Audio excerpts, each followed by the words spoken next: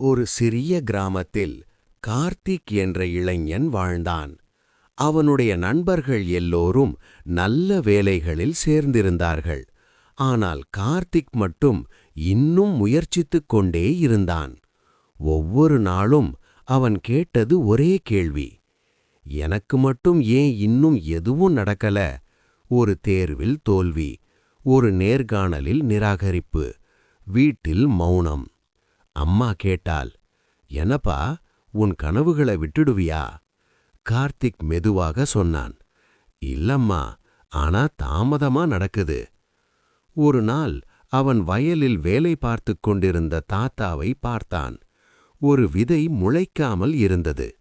கார்த்திக் கேட்டான், தாத்தா, இந்த விதை கெட்டுப் போச்சா? தாத்தா சிரித்தார், இல்லடா, சில விதைகள் ஆழமா வேரூன்ற நேரம் எடுத்துக்கொள்கிறது. அந்த வார்த்தைகள் கார்த்திக்குள் பதிந்தன. அன்று முதல் கார்த்திக் ஒப்பிடுவதை விட்டான். மெதுவாக, தினமும் 1 மணி நேரம் கற்றுக்கொண்டான். சிறு முன்னேற்றங்களை மதித்தான்.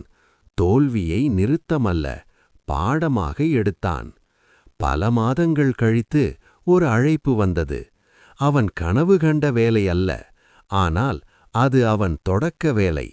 அவன் அம்மாவிடம் சொன்னான், அம்மா, விதை முளைத்திடுச்சு. ஆண்டுகள் கழித்து கார்த்திக் மற்றவர்களுக்கு வழிகாட்டியாக மாறினான். ஒரு இளைஞன் அவனிடம் கேட்டான், எனக்கு ரொம்ப தாமதமா நடக்குது. கார்த்திக் சிரித்து சொன்னான், தாமதம் தோல்வியில்ல, அது உன்னோட வளர்ச்சிக்கான அமைதி. இந்த கதையின் செய்தி: உன் வாழ்க்கை வேகம் முக்கியமில்லை, உன் வளர்ச்சி ஆழமாயிருக்கணும்.